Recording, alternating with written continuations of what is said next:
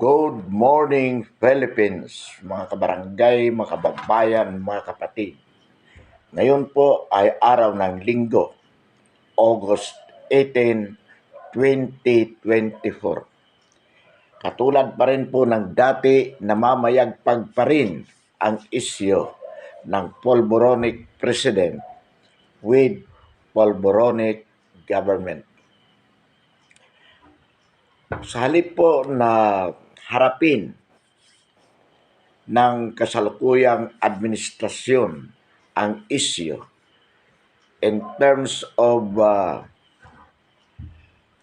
directly denying it or submitting into a drug test,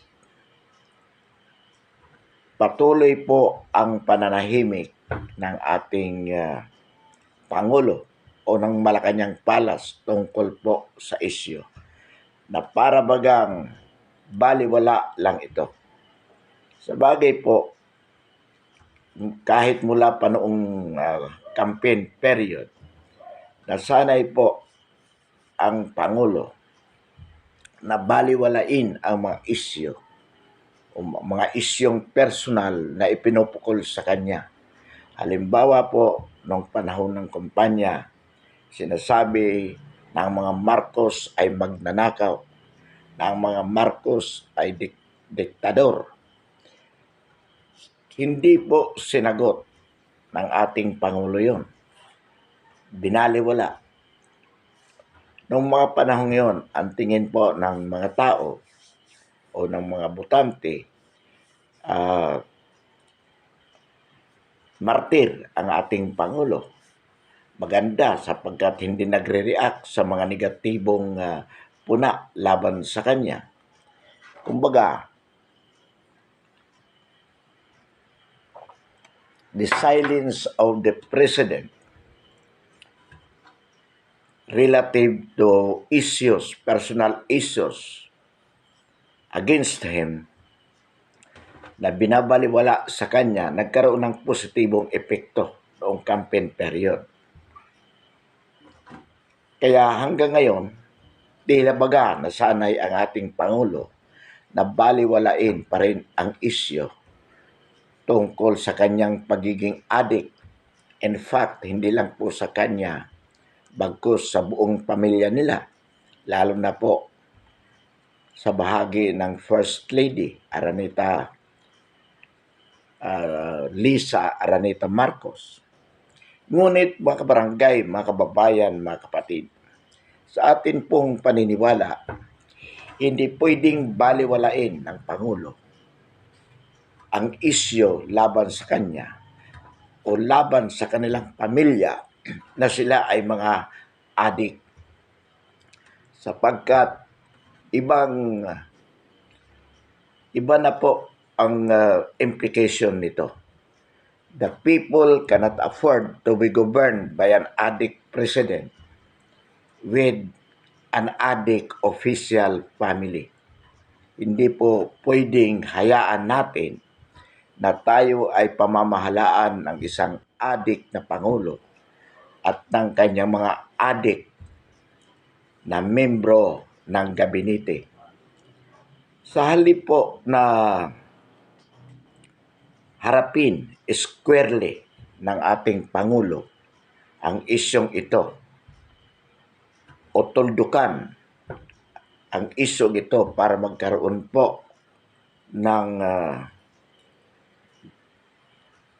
kasiguraduhan sa bahagi ng mga mamamayan na sila ay hindi pinamumunuan ng isang adik na presidente at adik na gobyerno.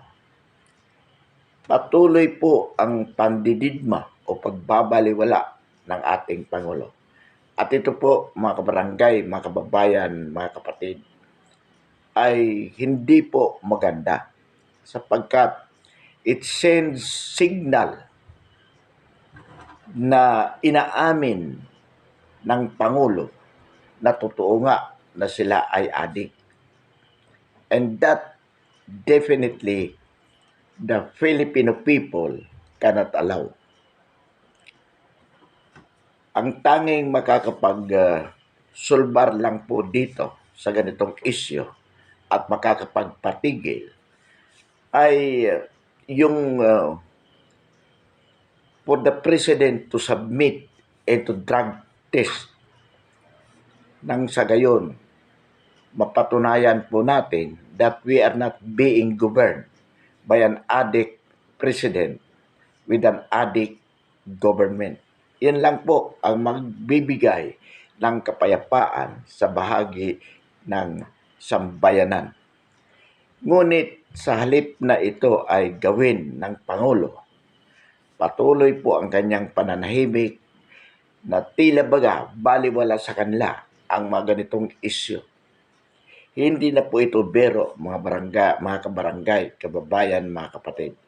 Sapagkat kung dati iisa lamang sa katauhan ni Jonathan Morales ay nagsasabi na adik ang ating Pangulo, ayon sa kanyang informasyon, ngayon ay marami na pong lumalabas na mga testigo kung saan sinasabi nila na personally, with their own personal knowledge, nasaksihan nila na ang ating Pangulo at ang buong pamilya ay talagang adik.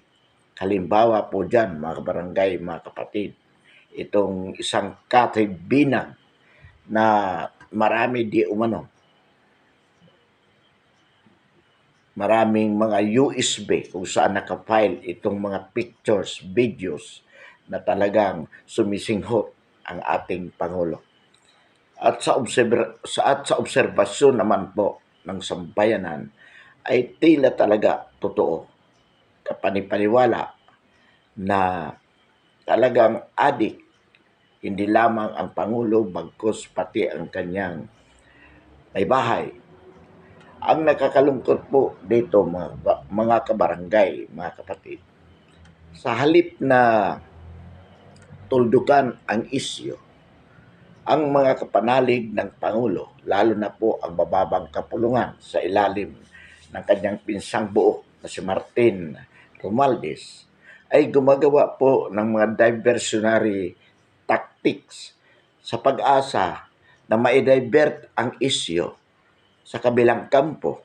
Halimbawa po dyan, mga kabarangay, mga kababayan, mga kapatid, sa issue po ng korupsyon na kung saan sinasabi po natin ng mastermind ng mga korupsyon sa lahat ng ahensya ng gobyerno ay si Lisa Araneta Marcos.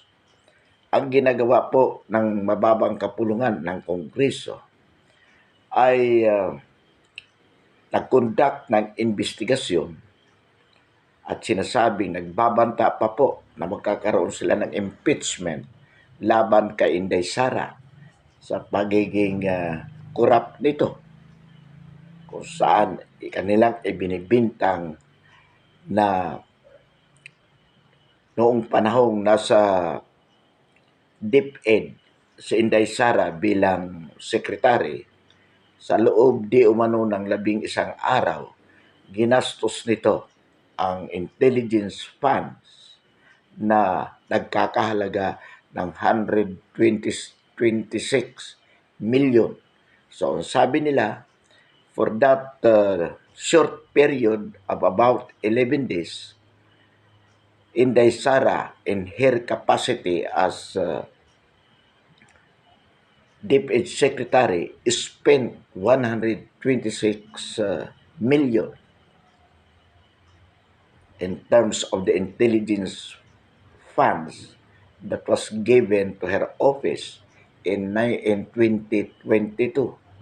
So yan po ang sinasabi ng mga kapanalig ng ating Pangulo, diversionary tactics. Sa halip na ang First Lady ang corrupt, instead of denying it, i-divert natin kay Inday Sara. Katunayan po, may lumulutang na mga rumors na dapat ihain ang impeachment against the Vice President relative to that issue. At ayon po sa mga balita,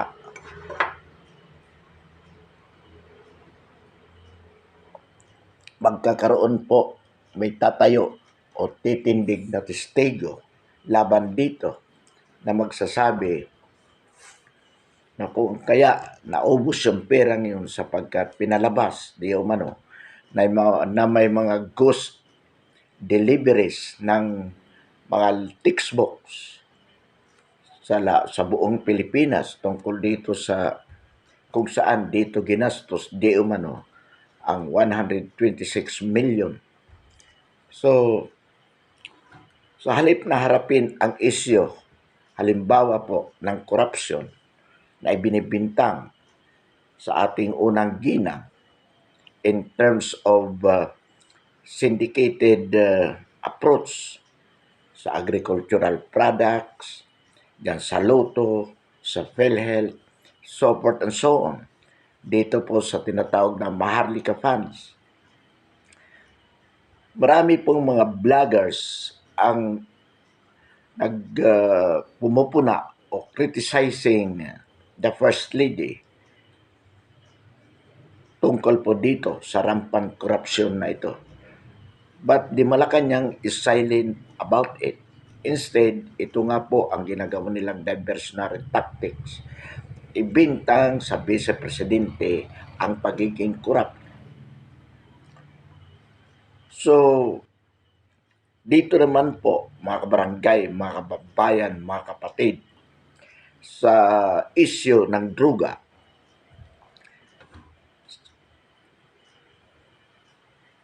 ang pagiging supplier po, ang pagiging adik ng ating Pangulo at ng unang pamilya at ng kanyang mga kapanalig, ibinibintang din po sa mga Duterte kung saan sinasabi ni Trillanes at ng iba pang mga tauhan ng ating Pangulo na mismo si Pulong Duterte, ang anak ni Pangulong Duterte, na ngayon ay kasalukuyang congressman, di umano ang supplier ng droga dito sa Pilipinas.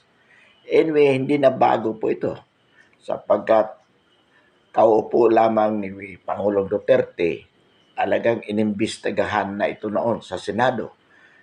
Naalala po nga po natin noon, naghubad pa sa Senate hearing itong si Bongo na ngayon ay senador na rin. Pero tahimik sa isyong ito.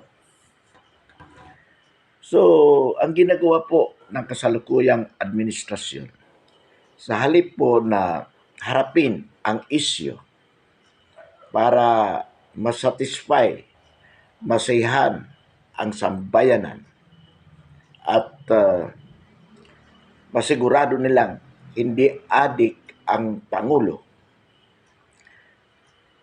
ang ginagawa po ng Malacanang ay pananahimik at diversionary tactics na para bagang naniniwala sila na kayang-kayang mawala itong issue na lamang. It will die down because of some other issues na palulutangin nila. Pero mga kabarangay, mga kababayan, mga kapatid, alam po natin na hindi mangyayari yan sapagkat ang sambayan ng Pilipino is more interested of knowing na talagang hindi adik ang ating Pangulo at ang mga membro ng gabinete. Ito po ay lalong, kumbaga, nagbigay ng pagiging determinasyon sa bahagi ng sambayanan na talagang alamin kung totoo nga ba ang issue ng pagiging adik ng ating Pangulo. Sapagkat mga kabarangay, mga kababayan, mga kapatid, kung nung una ay isa lamang ang nagbibintang na o ilan lamang ang nagbibintang na ang ating Pangulo ay adik at walang direct evidence na nag-uugnay sa kanya sapagkat halimbawa unang nagbigay ng informasyon na ito kahit nung nung panahon pa lamang ng campaign period ay mismo ang dating Pangulo sa katauhan ni PRRD. Siya ang nagsabi noon na may kandidatong sa pagkapangulo na isang adik. Pangalawa po dyan, si Jonathan Morales na kung saan sinasabi niya bilang isang PDEA agent na nakatalaga upang hulihin ang isang high-ranking officials noong 2012. At iyon nga ay walang iba kundi si Bongit sa katauhan ni PBBM. At nagkaroon nga ng isang video picture na sinasabi nilang AI generated kung saan nakita mismo ang ating Pangulo na sumisinghot. Ngayon po sa katauhan ni Cathy Binag at ng iba pang personalidad na lumalabas na rin ay talagang matindi po kasi itong mga later witnesses na to, itong mga later whistleblowers, lalong-lalo na po itong Cathy Binag, ay talagang sinasabi na mayroon siyang personal knowledge na talagang adik ang ating Pangulo sapagkat nakita niya mismo hindi lang minsan kundi sa maraming beses. Katunayan, ang sabi niya, mayroon siyang 150 USB na kung saan naka-video file ang mga pot session na kanyang nasaksihan. Meron na po tayo isang vlogger na narinig na ang sinasabi niya kalokohan, hindi totoo yan sapagkat kung hindi ka kaisa nila, hindi ka makakapasok dyan. They are trying to discredit, number one, Cathy Binag sa pagsasabing hindi totoo yan. Yan ay kasinungalingan. Ngunit paano mapapabulaanan ang mga unti-unting inilalabas na mga pictures o video nitong Cathy Binag sapagkat ayon sa kanya, mayroon siyang 150 USB. Another one, mayroon din pong isa na sabi, naglalabas din po sila ng mga katulad na ebidensya sapagkat sila mismo, bagamat hindi pa lumalantad, ay mayroon ding mga katulad na personal na karanasan kung saan nasaksihan nila ang pagiging adik ng ating Pangulo at ng First Lady at ng ilang mga membro ng gabinete. So ito po ngayon ang kalagayan ng ating bansa na kung saan hindi ba pwedeng payagan ng sambayanan na baliwalain ang isyong ito. Kaya ang panawagan at lumalakas po ang panawagan sa bahagi ng sambayanan na matuldukan ang isyu in terms of the president submitting to a drug test. In fact, meron po at maraming nagre-react dito. Meron pong panukwalang batas si Pulong Duterte na kailangan it should be made mandatory for every government official to, anyway, by random, to submit into drug test, particularly the president, the vice president, and the members of the cabinet. Kaya marami pong nagre-react dito. Lalong-lalo na po ang mga mambabatas. Sapagkat marami silang ibinabatong kritisismo laban sa panukalang ito na ito daw ay unconstitutional. Hindi po totoo yan. There can be no unconstitutionality to resolve public interest. Under the police power of the state, lahat po pwedeng gawin.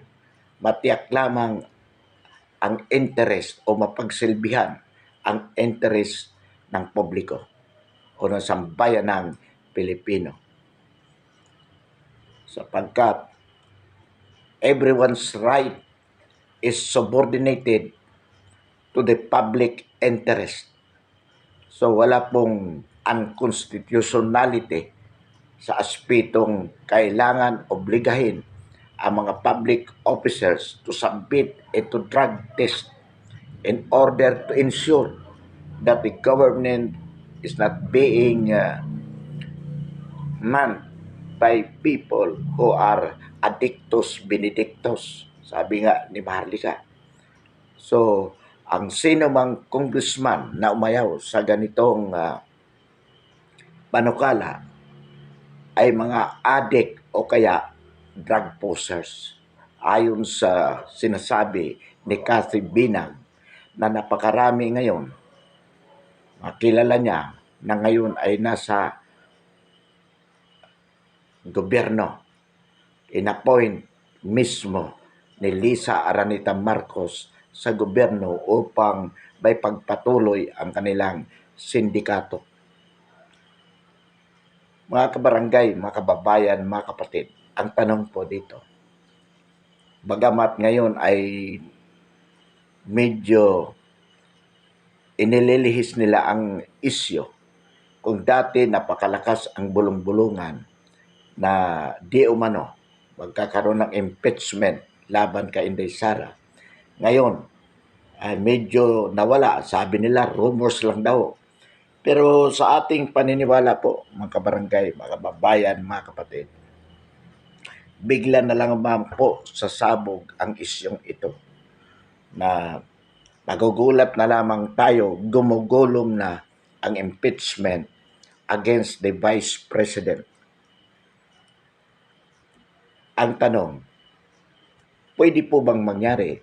Well, pwede po. Kapag ito ay nasimulan na sa lower house,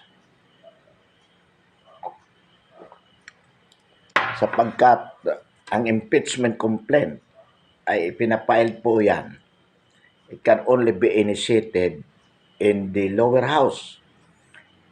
And for the impeachment complaint to constitute an article of impeachment, ang kailangang boto lamang po ay 1/3. So kung titingnan po natin, mayroong 300 more, sabihin na natin 360 members ang House of the Representatives. So mga 120 lang ang kailangan signatures.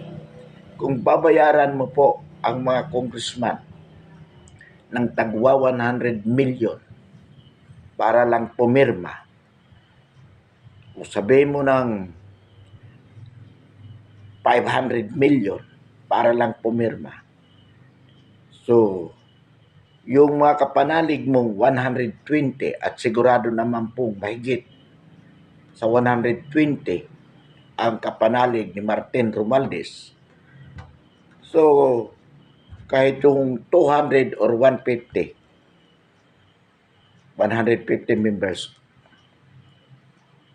o sabihin na natin 130 lang, bayaran po yan ng kalahating bilyon. Pipirma ka lang. Marami pong kakagat. Pipirma po.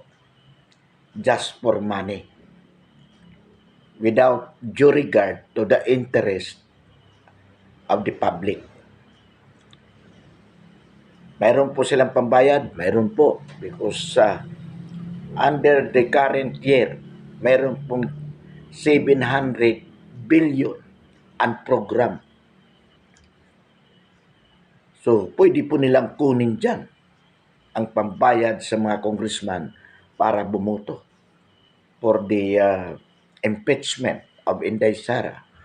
Pagdating naman po sa Senado, ang kailangan lang po at least 16. So, assuming bayaran mo ng tag 1 bilyon ang mga senador para bumoto for the impeachment of the Vice President, pipirma ka lang 1 billion na agad ang ibibigay sa iyo. That is only about 24 billion. Napakalaking, kumbaga, against 700 ang program funds. Hindi gumastos ng 100 billion ang administrasyon para mapatanggal ang tinik sa kanilang lalamunan. So, in that way, talagang ma-impeach po ang ating Vice President regardless of whether it is true or not yung ibinibintang sa kanya. Kaya sa atin pong paniniwala, mga kabarangay, mga kababayan, mga kapatid, ito po ay mangyayari. At alam naman po natin, mayroong mid-year election by May 2025. Kailangan ng mga congressman, ng mga senador, ang campaign funds. So, sa tingin po natin, hinihintay nila ang timing na bago bago magtapos ang taong ito, ay talagang matutuloy ang impeachment sapagkat kailangan ng mga congressman at ng mga senador ang campaign funds at ito ang sasamantalahin ng kasalukuyang administrasyon. Pinalutang nila minsan at ngayon ay medyo timing, sabi rumors lang, hindi ito tuloy. Pero magugulat tayo, pagbubulaga na lang tayo, andyan na, gumugulong na. Excuse me. At napakabilis ang paggulong nito. Baka wala pang isang buwan sa lower house ay talagang makuha agad nila ang number of votes na kailangan. Na sinasabi nga natin, mga kabarangay, mga kababayan, mga kapatid, it is only about 120 or 130 votes. At napakadaling bilhin ni Lisa Aranita Marcos through Martin Romualdez yung boto na yan, mga congressmen na yan. Baka magulat nga tayo, 100% or sabihin na natin 90% of the congressmen voted for the impeachment of the Vice President because of money. And pagdating po sa Senado with the Senate as the impeachment court and the senators being the impeachment judges, baka magulat po tayo. 24 senators or sabihin na natin 20 senators voted for the impeachment. Yan po ang nangyari nung panahon ni Supreme Court Justice Corona.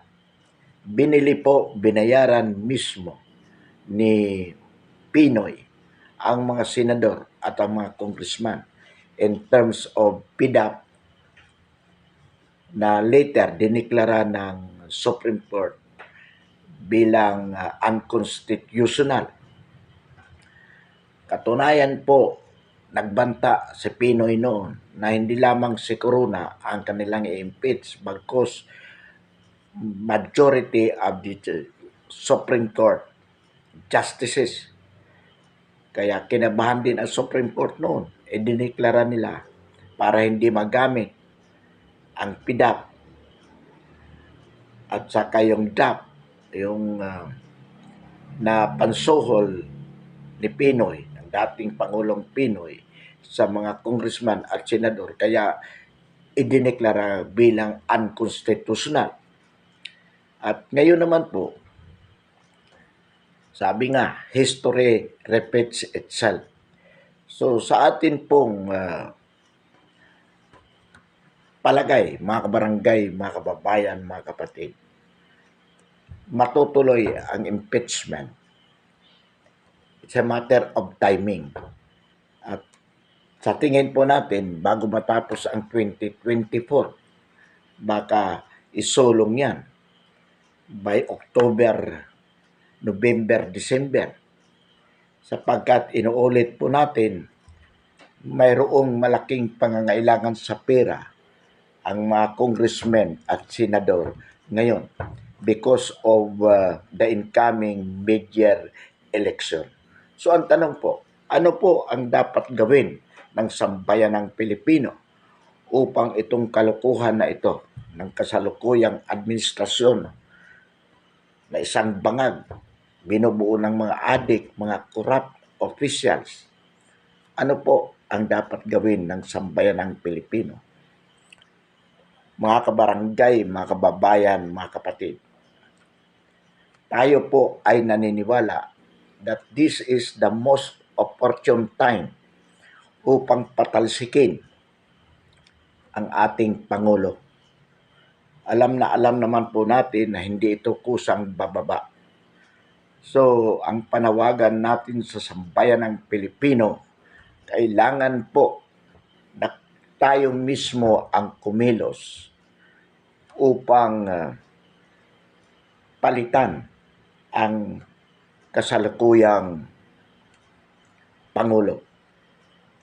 Alam po natin, marami na pong mga men in uniform, both in the armed forces and in the PNP, ang disgruntled, ang namumuhi sa ganitong sistema ng pamahalaan sa ilalim ng isang adik na Pangulo. Marami po dyan.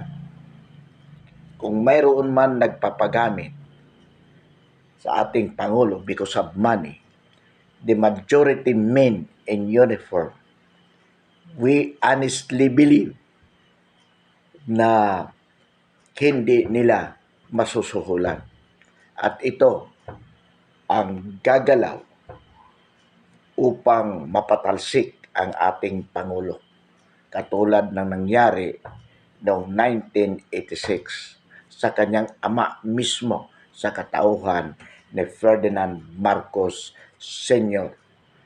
Nangyari sa kanyang ama, mangyayari din po sa kanyang anak na si Ferdinand Marcos Jr. Ano ang kailangan gawin ng sambayan ng Pilipino? Magkaroon po tayo ng people's power.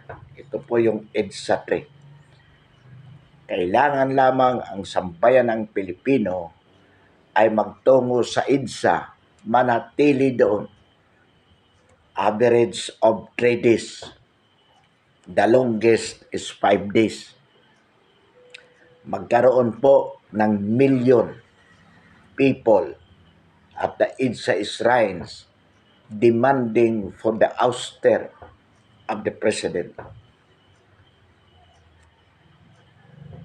Sigurado po mga kabarangay, mga kababayan, mga kapatid, yung mga disgruntled men in uniform, yung mga high-ranking officials in the armed forces and in the PNP ay susunod po sa kagustuhan ng sambayan ng Pilipino, and they will withdraw their support from their commander-in-chief whom they believe is not fit to govern the country.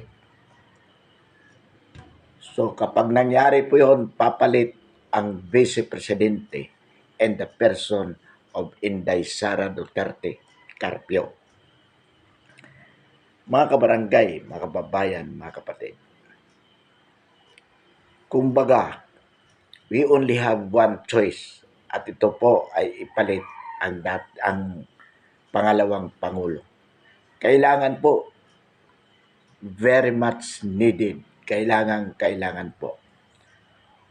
Sapagkat sa lalong madaling panahon, dapat po mapatalsik ang isang bangag na Pangulo.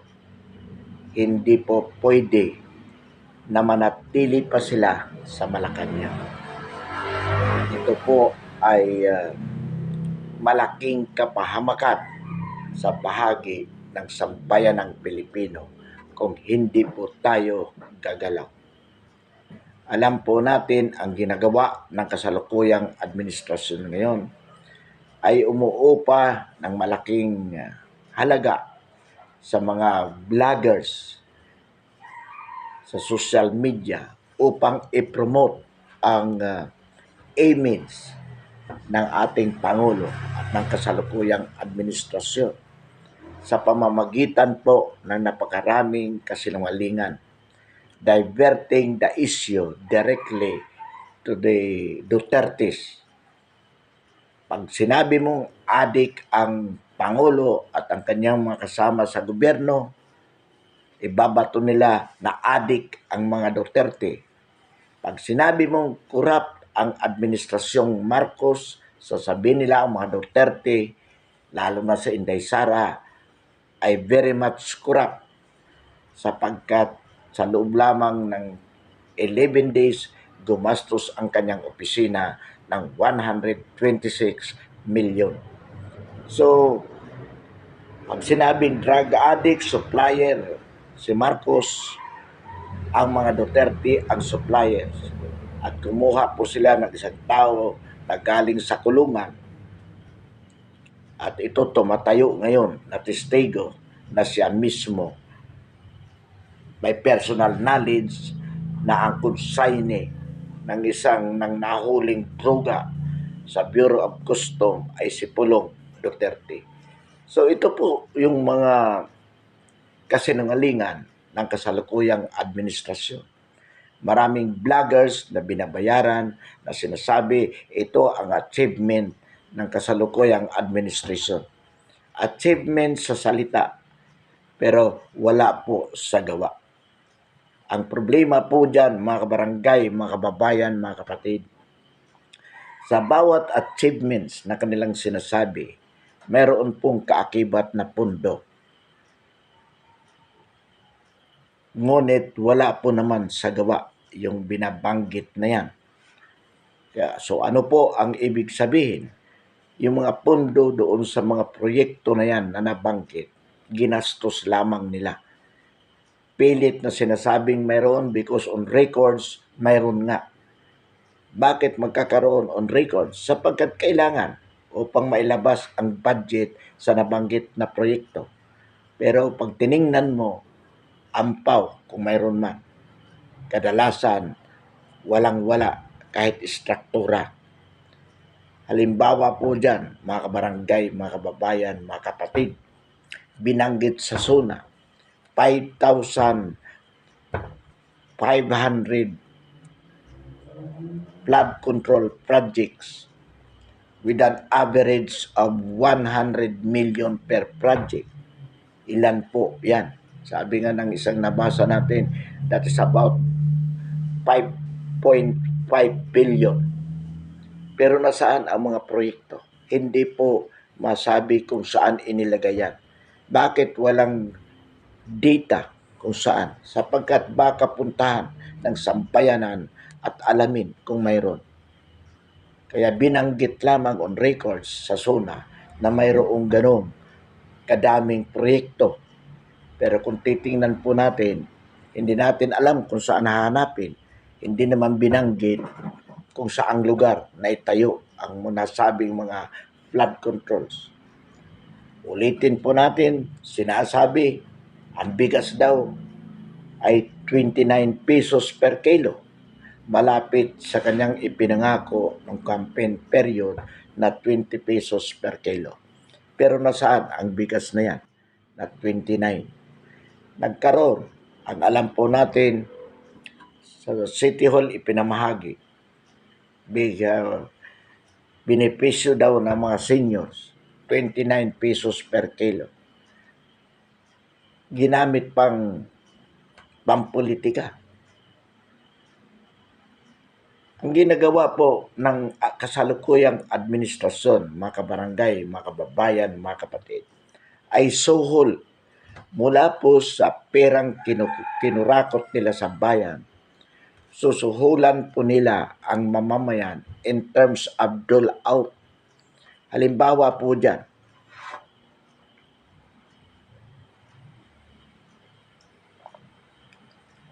upang ma-appease o magkaroon po ng mabawasan ang galit ng sambayan ng Pilipino laban sa kasalukuyang administrasyon. Kamakailan lamang inaprubahan ng Pangulo yung dagdag sweldo sa mga empleyado ng gobyerno. Na para bang sinasabi, oh, mabait ako, kaya dadagdagan ko ang sweldo nyo. So, huwag ka nang magalit. At sa public sector, yan po ang ginagawa ng ating Pangulo. O sige, salary increase. At ganoon din po sa private sector. Magtataas din daw ng sweldo, ng minimum wage para sa mga empleyado. So, sohol po. Pero, patuloy po silang mangungurakot. Kumbaga, nilalaro ang sambayan ng Pilipino sa mga ganitong approach. Pagpupunta ng ating Pangulo sa isang lugar, mamimigay tag 10,000 financial assistance. Pero saan galing po ang pera? Siyempre po, kinukurakot. Galing sa pundo ng bayan, sa kaba ng bayan. Pero patuloy po ang kanilang pagsasamantala in terms of sindikato. So, ininkrisan nga ang sweldo, kaperanggot, both in the public and private sector. Pero lalo naman pong tumataas ang mga presyo ng bilihin sapagkat mismo ang nasa likod ng sindikato ay ang First Lady. So yan po ang problema, mga kabarangay, mga kababayan, mga kapatid. Alam po natin na hindi kayang bulahin ng administrasyong ito ang sambayan ng Pilipino na marunong mag-isip kung ano talaga ang nangyayari sa ating bayan. Kaya, Mr. President,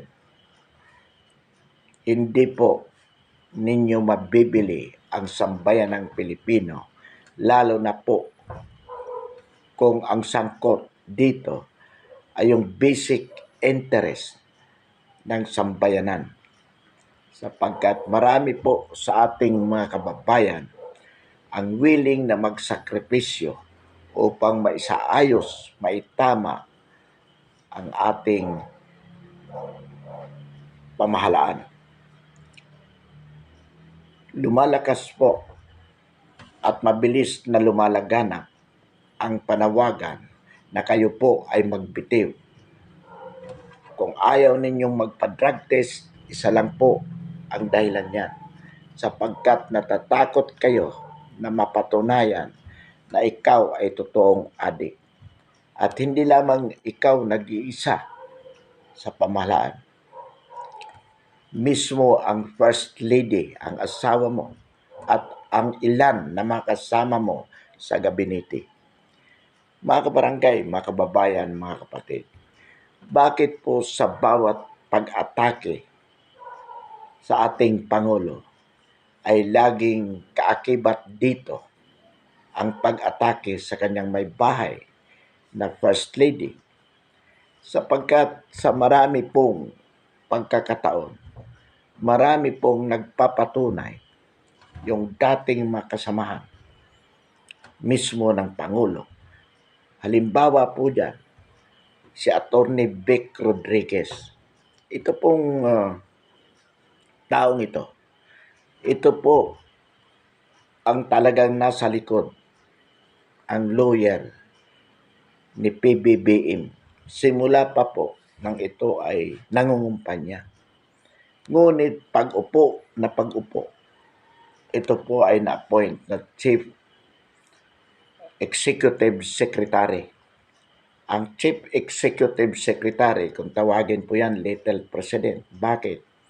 Anumang bagay bago makarating sa ating Pangulo, dadaan sa kanya para sa masusing scrutiny sa mga records before the President should sign it. Busy ang Pangulo. So, kailangan talaga mayroong isang tao na kanyang pinagkakatiwalaan na titingin sa lahat ng papel na bago makapasok sa opisina ng presidente. Ito pong taong ito ay tinanggal Di natin alam kung mga isang taon lang, wala pa yata, tinanggal sa pwesto. Bakit?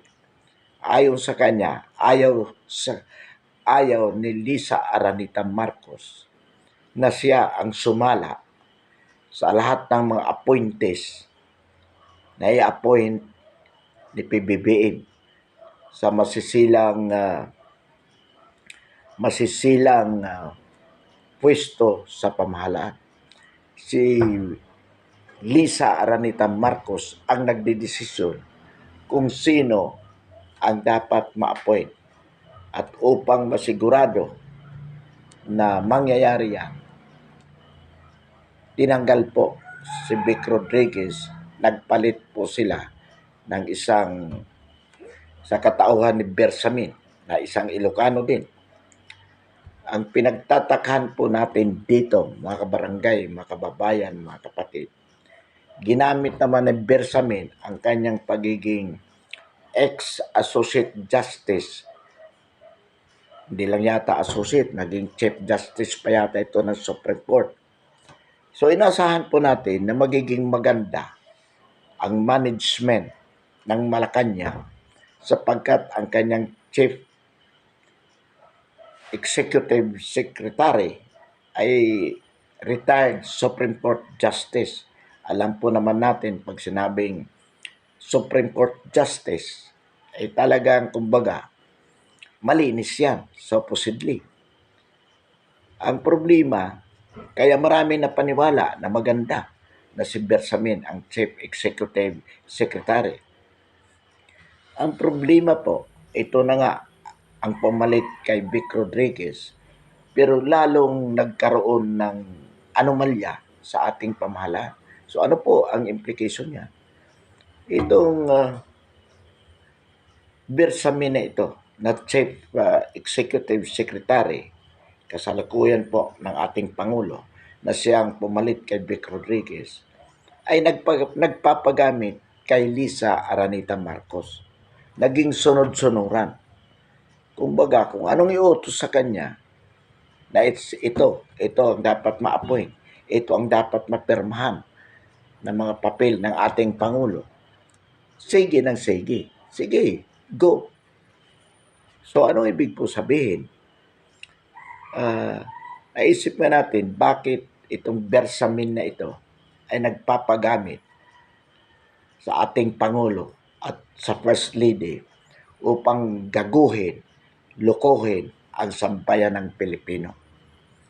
Napakakapal din ng mukhang ito, ng taong ito, sapagkat pumapayag po siya na mangyari ito. Samantalang inaasahan na mapapaganda ang management sa Malacanang dahil ang Chief Executive Secretary na dating Maestrado ng Supreme Court ang nariyan. Kaya mapapangalagaan ang interes ng sambayan ng Pilipino sapagkat kung mayroong taong inaasahan natin na magiging less corrupt, itong mga maestrado ng Supreme Court. Pero ngayon, ang EPRENO project po ng taong ito in the person of ex-Justice of the Supreme Court, hindi pala ganun kalinis katulad ng inaasahan natin itong mga membro ng Supreme Court na babayaran din. Sa bagay, sabi nga tao lang. Pero kahit papaano sana, kung mayroon tayong sinasabing least corrupt o hindi mga corrupt, itong nasa Supreme Court. Sapagkat nakakalungkot po kung mismo ang nasa loob ng Supreme Court ay kaya din palang bayaran, ay wala na tayong patutunguhan. Ito po ang problema sa sistemang ito. Ang totoo po niyan, personally, natuwa po tayo na ang ipinalit kay Vic Rodriguez ay isang ex-Justice of the Supreme Court. hoping that somehow Malacanang would be better managed with the chief executive secretary and the person of Bersamin. Pero wala po. Ang nangyari, kung ano ang kapritsyo ni First Lady Araneta Marcos na marami pong nagsasabi, lalo na sa mga informante, insider, informants ni Maharlika, na talaga po ito, at kinukumpirma naman to ng mga dating naging malapit na tao sa bahagi ni Ferdinand Marcos at even dating malapit kay First Lady katulad ni Glenn Chong, Attorney Glenn Chong, na ayon sa kanya, he worked for 6 years with the First Lady trying to with the promise na pag nanalo sila, magkakaroon ng magandang, kumbaga, clean and honest commission on election with Glenn Chong, an advocate for a clean and honest commission on election. Iyon ang itatalaga. Pero sabi nga ni Attorney Glenn Chong, he was personal witness to this, bininta ay yung kanyang pangarap ni Lisa Araneta sa Smartmatic. Manalo lang si PBBM noong 2022 presidential election. So in other words, marami pong mga tao na ngayon ay nasa kabilang kampo na nagsasabi na talagang they have personal knowledge of these corrupt practices of the First Lady at kung saan sinasabi nila na si PBBM ay talagang walang pakialam, sunod-sunuran sa kanyang asawa. Kung ano ang gusto ng asawa niya, iyon ang nasusunod. Ang problema po dito, mga kabarangay, mga kababayan, mga kapatid, sabi nga, what has been delegated to you cannot be delegated. Yan po ang sinasabi ng legal maxim. The president has been delegated to manage the country by voting him as president in 2022. And that power, that delegated power as a president cannot be further delegated to his wife as the First Lady. The First Lady has no mandate. Hindi po siya ang binigyan ng kapangyarihan ng sambayan ng Pilipino para pamahalaan ang ating bansa. The First Lady is there just to support the President. Yan po ang papel ng First Lady. Tulungan ang Pangulo upang isaayos ang pamamahala ng bansa. Kaya mahalaga din po ang papel ng First Lady. But definitely, it cannot be for the First Lady to personally manage the country in terms of dictating the President what to do in all respects. Yan po ang dapat. Ngayon, kung mismo ang First Lady ang nagdidikta kay PBBM kung ano ang gagawin, then that is betrayal of public interest on the part of the President.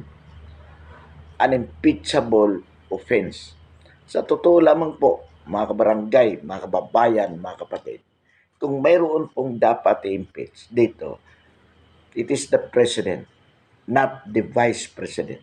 But of course, sabi nga natin, kontrolado niya ang Congress. Kontrolado po both the lower house and the Senate. Paano po natin nasabi yan, mga kabarangay, mga kababayan, mga kapatid? Si Martin Romualdez, as Speaker of the House, has the majority members supporting him. Hindi na ka naman po magiging Speaker of the House kung hindi ang majority nasa likod mo. You became the Speaker of the House because majority members of the lower house voted you as the speaker. At bilang speaker, ikaw yung head of the institution, malaki ang influence mo sa mga members mo. In terms of what? Of course, sahulan mo. Kung anong gusto nila, ibigay mo para patuloy ang suporta nila sa iyo. In the same manner, na ganun din po sa Senado. Si Chis Escudero was voted to replace Mig Suberi as President of the Senate. Paano siya naging Pangulo? Binoto siya ng membro ng Senate, majority of the members of the Senate.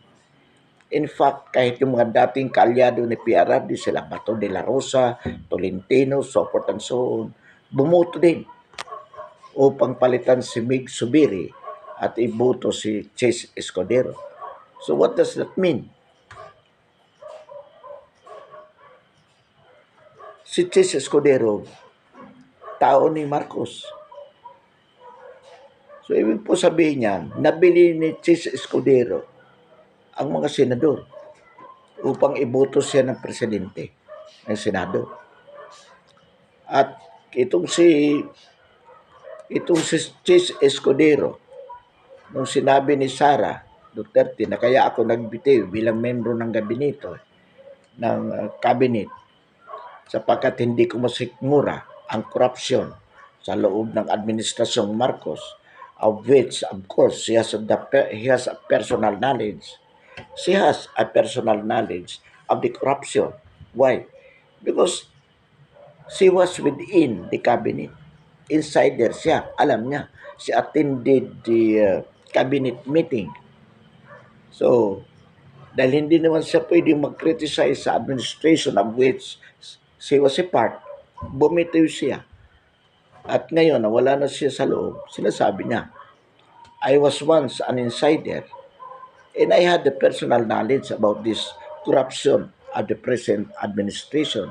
Anong sabi ni Chis Escudero? Mali yan, hindi totoo yan. Yung corruption na yan. Nagagalit. In the same way na ganun din ang sinasabi ng lower house. Hindi totoo yan. Paninira yan sa bahagi ng Vice President. And that is awful, sabi nila. Pangit yan. Sapagkat, ibig sabihin yan, yung dalawang mataas na opisyalis ng gobyerno ay hindi nagkakaisa. Kung ayaw mo sa korupsyon, bakit ka makikipagkaisa? Kung ayaw mo sa isang adik na Pangulo, napakagago lang naman, adik ka din kung ikaw ay makikipagkaisa sa isang adik na Pangulo. Sa bagay, ito nga sabi natin, sabi ng marami, at ito naman pinapaniwalaan natin, si Abalos mukhang adik na rin. At kahit ito si Chis Escudero, mayabang magsalita kunwari, magaling magsalita, pero yung sinasabi nilang gumagalaw ang mga panga ng isang adik kapag ka nagsasalita, sayaw ng sayaw ang panga mo, ay ganun na rin itong mga ito. So, ang totoo po, mga kabarangay, mga babayan, mga kapatid, ang Senado, ang Kongreso, ang lower house, which constitute Congress, ay pinamumunuan ng mga taong kalintulad ng ating Pangulo. Kaya, for whatever criticism hard against the President, sila po ang tagapagtanggol. Ang Congress ay independent body of the executive. Dapat po sila yung kumbaga bobo sisi sa performance ng executive. Kasi ito po ay check and balance system of governance. The Congress supposedly should be the check and balance, meaning titingnan mo kung tama ba ang ginagawa ng executive. Pag may nakita kang mali in terms of legislation, correct it. Pero kung ang attitude ng Congress is to defend the executive whenever there is a criticism na ibinabato laban dito, lalo na sa aspeto ng pagiging kurap, sa aspeto ng pagiging adik, ang ibig po sabihin niyan, Congress as an independent body is no longer standing as the check and balance of the executive, meaning it defeats the purpose. So kung iyan po ay hindi na gumaganap sa dapat niyang ganapan, Congress should be abolished as well. Paano po mangyayari niya? Patalsikin ang kasalukuyang Pangulo at magdeklara po tayo, yung papalit, magdeklara ng isang revolutionary government upang ma-overhaul totally ang ating pamahalaan. Nangyari po ito, mga kabarangay, mga kababayan, mga kapatid, noong 1986. Cory Aquino declared a revolutionary government. Ang pagkakamali po ng sambayan ng Pilipino, ang naipalit natin isa pong corrupt na pamahalaan din. Maybe, personally, it was not Cory Aquino who was corrupt. I believe that Cory Aquino could not be as corrupt as later proven ang kanyang pamahalaan. Personally, she may not be that corrupt. Pero one of the most corrupt government, katulad ng nangyari din ng kay Pinoy, ay yung mga Aquino government. Bakit po? Si Cory ay namaniobra kanyang mga kamag-anak ng mga corrupt na officials, mga oligarchs. Pinatakbo siya ng mga oligarchs against the interest of the Filipino masses. Kaya, in the same way, na ganun din po ang nangyari kay Pinoy. At ganyan po ang nangyayari ngayon with Marcos Jr. So, the lesson that we should learn from the Cory Aquino government, a revolutionary one, is that dapat hindi po tayo, ang masang Pilipino, ay hindi po bumitiw sa pagiging kritiko, sa pagiging observance sa ating pamahalaan.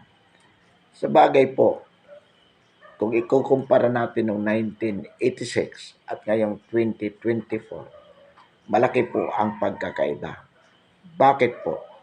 Kung noong 1986, people depended only upon the mainstream media, particularly the ABS-CBN, na talaga namang nagpagamit din para magpayaman sa kanilang sarili against the Filipino interest. So wala talaga tayong medyo magagawa in the sense na hindi naman alam natin kung ano ang nangyayari sa gobyerno. Kasi nga, due to lack of information. Why? Kasi nga, we just depended on the information coming from the mainstream media. Pero iba po, mga kabarangay, mga kababayan, mga kapatid, ang panahon ngayon, because of the social media technology, this internet technology, we can witness the informations. Kasi mapapanood mo na sa bahay ka lang, mapapanood mo through the cellphones. In fact, you can even share with your ideas also na ikaw ay nasa bahay lang.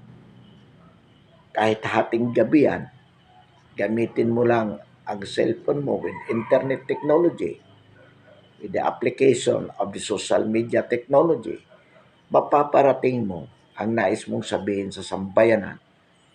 You can disseminate an important informations. Kaya nagiging well-informed ang sambayanang Pilipino.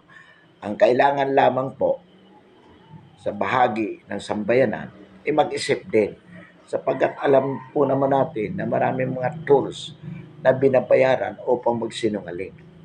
So, ibig po sabihin niyan, ang masa should also be a critical thinker. Na ibig sabihin po, hindi porke narinig, paniwalaan agad. Kailangan ikaw mismo mag-evaluate. Marinig mo yung both sides, then evaluate which is which, telling the truth. What are the basis of what they are saying?